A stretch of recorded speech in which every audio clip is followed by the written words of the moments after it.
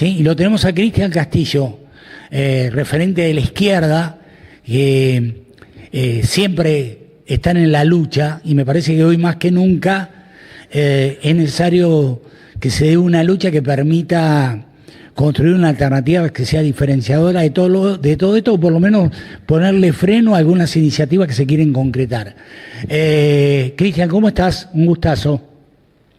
Hola, ¿qué tal? ¿Cómo va? Buenos días. Bien, no te escuché muy feliz de saludarme, pero bueno, de cualquier manera lo tomo como que te ponen feliz charlar conmigo, ¿sí? No, un chiste. No. Un chiste. Cristian, estamos próximos a que el Senado tenga que votar la reforma laboral con los cambios que se han generado en diputados. Estamos próximos a un montón de alternativas que tienen que ver con lo que viene. El otro día me decía Gonzalo Taboada, que pertenece a una consultora, que hasta junio, es decir, hasta el Mundial, junio-julio, la cosa va a ser de una determinada manera, y a partir de julio, después del Mundial, es como que empieza no solamente la campaña del 2027, sino que empieza una nueva etapa de la política argentina, ¿sí? Es demasiado amplio esto que te estoy diciendo. Te tiré dos preguntas, empecemos por lo de la reforma laboral y después vamos a esto que yo te estoy diciendo, que es menos tangible, digamos. No, a ver, lo de la reforma es un escándalo, ¿no? Ahora queda algo que va a ser un trámite legislativo, salvo que no haya quórum y no se reúna el Senado, porque lo que hay que votar es si se acepta o no el cambio de sacar el artículo 44. Esa es la votación. O sea, no hay posibilidad de votar en contra de la reforma, porque al ser aprobada ya por diputados es si el Senado acepta el cambio de sacar el artículo de las licencias. Sí. O se mantiene como estaba, como había llegado del Senado. Creo que el oficialismo impulsa lo segundo.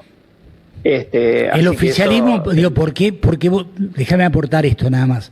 ¿Por qué votan el viernes? ¿Y por qué el oficialismo va a hacer todo lo necesario para que se apruebe? Porque el domingo habla Kirchner. Mirá lo que dije. Habla Kirchner, ¿sabes? Estaba hablando con Delier, estaba hablando de Kirchner, perdón. Habla Milei, ¿sí? Y quiere tener la reforma laboral sancionada, ¿sí? Como para incluirla dentro. Hace la apertura de sesiones a las 21 horas. Claro. Y bueno, y es parte de lo que quiere mostrar. Una reforma que es profundamente impopular. O sea, todas las encuestas muestran un rechazo de alrededor del 70% a la reforma aprobada en diputados y en el Senado. Y además que fue rechazada por un paro general con una adhesión muy, muy importante, que muestra que había fuerzas para derrotarla.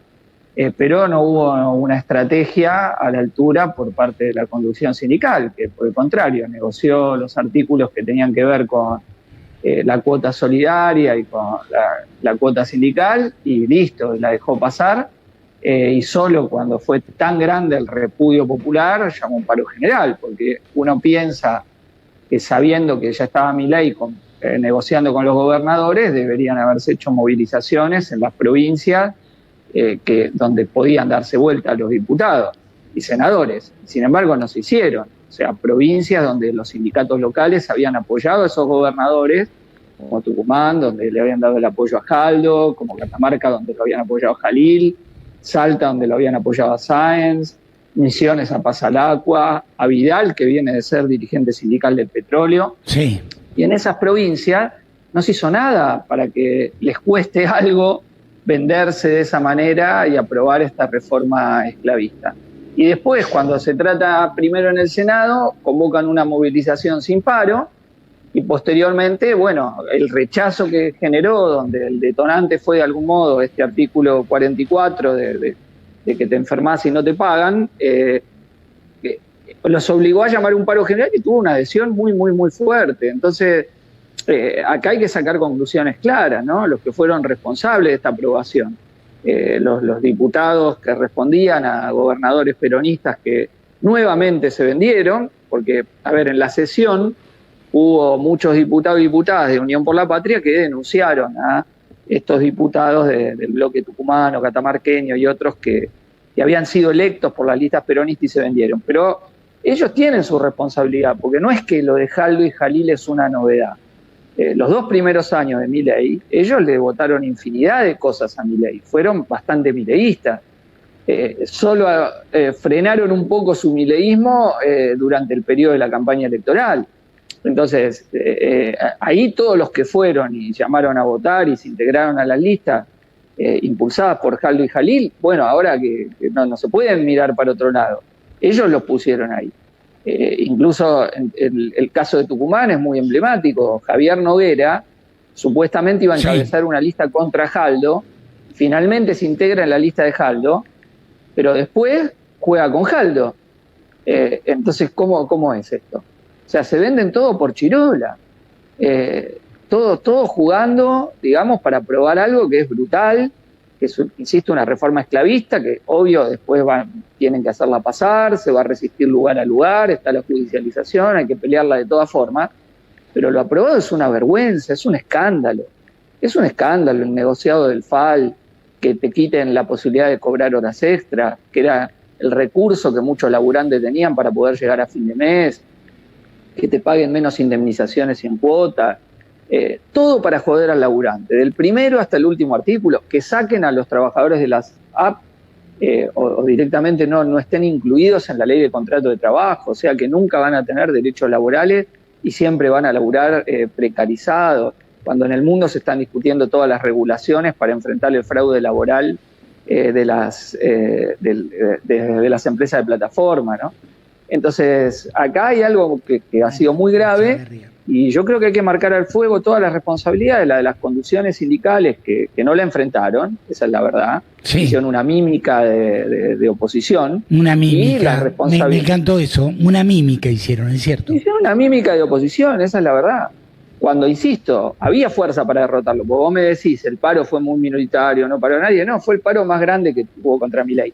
Y además ya están mostrando todas las encuestas de opinión que Milei viene cayendo. Diciembre y enero tuvo una caída sustantiva en todas las encuestas de opinión, porque efectivamente la plata no alcanza y esto le pasa a todo el mundo. O sea, estamos en una situación que ya los propios economistas ortodoxos como Cavallo Melconian califican de estanflación, estancamiento con crecimiento inflacionario, y bueno, y eso se siente fuertemente en el bolsillo, donde no se llega. Y además el gobierno insiste con mantener los salarios planchados. O sea, no se llega y no vas a llegar, no tenés la expectativa que los salarios van a mejorar. Porque la política económica del gobierno es salario planchado. Y con eso tratar de contener un poco el crecimiento inflacionario. Entonces no hay verdaderamente salida para los hogares. Ya te endeudaste, no podés pagar la deuda o con la billetera virtual o de la tarjeta. ¿Y qué te queda? Y esa es la situación que están viviendo un montón de familias en este momento, ¿no? Por eso cae el apoyo a Milei, aún antes de medirlo con la reforma, porque yo creo que lo de la reforma va a incrementar la imagen negativa del gobierno. Las mediciones que hay ahora de imagen que están saliendo son previas a que explote después de la votación del Senado la bronca popular contra la reforma laboral. Yo creo que indudablemente esta reforma que Milei la ha planteado como una alternativa hiper necesaria, sobre todo para sus intereses, es decir, lo único que ha hecho es generar una sensación muy negativa hacia él, porque es inentendible y porque además conculca un montón de derechos adquiridos a partir de una lucha denodada, y me parece que eso está cada vez más claro, pero por sobre todas las cosas, yo creo que lo que se está gestando es un malestar más que lógico, teniendo en cuenta el estatus quo de cada uno de nosotros, ¿sí? Es decir, nuestro círculo íntimo. Hemos ido yo decía esto en el inicio del programa, hemos ido degradando de una manera notable nuestra calidad de vida, todos los días. Eso es categóricamente así, porque hoy una gran parte de los laburantes tiene que tener un segundo y hasta un tercer empleo para llegar a fin de mes. O sea, llegás de la fábrica y te vas a manejar Uber. Claro. Y eso pasa, o bajás del colectivo. Cuando hicieron una de las protestas los choferes de colectivo, casi todos o manejaban escolares, o manejaban Uber, u otras actividades después de su laburo. En la provincia de Buenos Aires, en el sector público, la gran mayoría acuerda que lo dejan salir antes, son tan bajos los salarios que también se va a hacer otro trabajo. Mirá, para que tengas una idea, el sector público de la provincia de Buenos Aires había perdido con Vidal un 28%, y en los 6 años de Kicillof ya ha perdido un 34% más. O sea, ha habido un deterioro salarial de los trabajadores docentes, de la salud, municipales, de la administración pública, que es brutal. Y esto pasa, digamos, no solo en el sector público, en el sector privado también. Los laburantes de FATE, que ahora están tratando de pelear para evitar el cierre, estaban ganando 1.200.000 pesos. Sí, sí. En un trabajo calificado, y con muchos años de presencia allí en el con trabajo. Muchos años de fábrica, con especialización y salarios muy, muy bajos. Entonces, esta es una constante que vive la clase trabajadora, ¿no? Salarios verdaderamente por el piso que están llevando, como vos decís esto, a vivir cada vez peor, porque te gastás mucho más en cosas fijas, se ha achicado mucho lo que se llama el ingreso disponible, es decir, lo que te queda después de pagar los servicios, el alquiler si no sos propietario, el celular, etcétera, los gastos que tenés fijos. Déjame... Lo que te queda es un puchito cada vez menor. Cada vez menor. Interactuemos si es que un poquito. Si es que te queda, creo que en realidad no queda. Pero de cualquier manera, interactuemos un poco con el chat. Adriana Ledesma dice: los diputados y senadores que se venden, el peor efecto que tiene, aparte de lo que aprueban, es el desmoralizador, ¿sí? Es decir, se desmoraliza a la gente en cuanto a la creencia de la clase política. Coincido, ¿sí? Las clases bajas no salen porque siguen cobrando planes. Había uno que me pareció que era muy interesante, ¿sí? Que tenía que ver con los punteros. El PJ hay que darse los que no. Bueno, lo perdí, pido disculpas, ¿sí? Me refería al tema de los punteros políticos. Te lo dije, acá está. ¿No les parece raro que las clases bajas no salgan a la calle? ¿Será porque ahora viven mejor dado que le sacaron los curros a los punteros políticos? ¿Qué opinas de eso? Hay mucho malestar abajo. Una cosa es que no haya la posibilidad de que se exprese, pero hay mucho malestar y que se expresa en la descomposición social que hay. Hay una descomposición social profunda en los sectores más vulnerables. Y eso es producto, de que, insisto, se vive cada vez peor. En las grandes ciudades, la gente que vive en la calle es cada vez más. Entonces, acá hay una degradación social muy grande que esto, termina con una crisis y ¿sabes rebeliones. No terminan de otra manera estos planes económicos. Onganía salió el Cordobazo. Menem de la Rúa terminó con la rebelión de diciembre del 2001. Macri terminó horrible también y dejando una crisis, endeudamiento. Esto termina horrible porque, es un esquema económico que solo beneficia a la especulación financiera, el extractivismo, y está produciendo un industricidio generalizado. Entonces, está liquidando el empleo formal con derechos para que la gente se precarice y tenga algo, o aún teniendo empleo formal y con derecho, teniendo que tener un segundo y hasta un tercer laburo. Yo coincido plenamente con el diagnóstico. Ahora lo que me están preguntando, y yo también me pregunto, ¿qué hacemos? ¿Sí? Frente a esta realidad. No, pelearla. Nosotros de la izquierda hicimos todo lo posible que estuvo a nuestro alcance contra la reforma. Pero ¿sabes lo que te están reprochando, Cristian? Que no votaron el juicio político. Que no apoyaron el juicio político. Pero eso no había número porque ni siquiera funcionaba la comisión de juicio político. O sea, proyecto de juicio político había, pero estuvo cerrada la comisión de juicio político durante todo el periodo de Milei.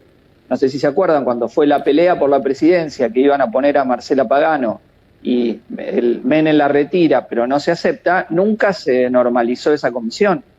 Y no hubo, desde los bloques que tenían más apoyo, Unión por la Patria en particular, la intención de pelearlo. Una sola sesión plantearon algo y después quedó ahí. Nadie quiso confrontarlo. Nosotros éramos una minoría de 5, ahora tenemos 4. No tenemos esa capacidad de nuestro voto.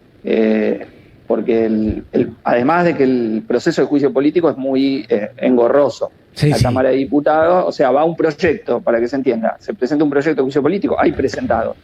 la comisión debería estar regularizada y tener presidencia, cosa que no tiene. Ahora vamos a ver si en marzo ponen presidencia, pero van a poner uno de ellos. Bueno, si obtiene dictamen favorable en la comisión, eso va a la Cámara. Se vota en la Cámara, se abre el proceso y se inicia. Si el proceso se ve que hay causal de juicio político, eso se necesita 2/3 para aprobarse y para ir al Senado. O sea, en la actual composición de la Cámara es imposible. En la anterior era ya verdaderamente muy complicado. En nuestro caso, en mi caso particular, yo integré la Comisión Libra de investigación, donde sacamos un dictamen muy claro de la responsabilidad de Milei en la estafa. Sí, si eso hubiera prosperado, hubiera habido una causal más que contundente, ¿no? Claro, ahí tenía una causal donde se plantea la responsabilidad manifiesta de Milei en lo que hizo. Pero bueno, hay una composición de la Cámara, insisto, que en este momento, salvo que se le dé vuelta una parte de su bloque, no se llega a los 2/3. El gobierno tiene lo que se llama el tercio de bloqueo, que le permite sostener los vetos. No los DNU, porque los DNU se eliminan con mayoría simple. Sí. Pero vos pensás, el DNU de la CIDE, que tanto se habló, hasta ahora nosotros no nos enteramos de que se quiera anular, no hay la voluntad política. O sea, a ver, hay una contradicción muy grande, porque el gobierno se presenta como más fuerza, presenta más fuerza de la que tiene, el sistema político se disciplina, pero la sociedad está en contra. Entonces, hay una contradicción entre la superestructura y lo que pasa en la realidad social, que no hay que confundir. Yo veo un crecimiento de la bronca contra Milei, ya lo leí, digo, en varias encuestas de opinión, y lo que uno podía percibir, que creo que después de la aprobación, la primera aprobación, la del Senado, cuando mucha gente no se había informado, empezó a saber de todo lo que trata la reforma laboral y dijeron, pero esto nos va a reventar. En los laburos era la comidilla de todos los comedores, de las charlas de oficina, de las charlas en la covacha en la fábrica. Todo era, pero esto nos mata. Y bueno, y esa fue la percepción y por eso el paro fue tan fuerte, ¿no? Porque hubo muchos laburantes, no sabían. Yo te digo, mirá, nosotros hicimos en el verano, en los lugares de veraneo, campaña fuerte contra la reforma, contratamos avioneta para decir que había que oponerse a la reforma, de todo. Pero lamentablemente no vimos que las centrales sindicales hicieran algo parecido, que era lo que había que hacer, tomar asamblea en todos los lugares de trabajo, ¿no? No tengo ninguna duda, que es lo que correspondía. Cristian, te mando un abrazo, te agradezco, gracias, abrazo. Dale un abrazo, hasta luego. Chau, adiós. Cristian Castillo, hablando con nosotros. Mire que yo soy peronista, pero podemos escuchar a estos tipos, por Dios. Los de izquierda y los progres se pueden juntar y dejen de arruinar el peronismo. No les conviene a estos opositores el juicio político si tienen asegurada la plata a fin de mes. Es decir, si hacemos una simplificación y decimos que en realidad, es decir, en función de lo que ganan, actúan de tal o cual manera, estamos perdiendo una oportunidad preciosa de pedirle a aquellos que nos representan, legislativamente en este caso, a que actúen en función de lo que es la real necesidad que tiene el pueblo, ¿no?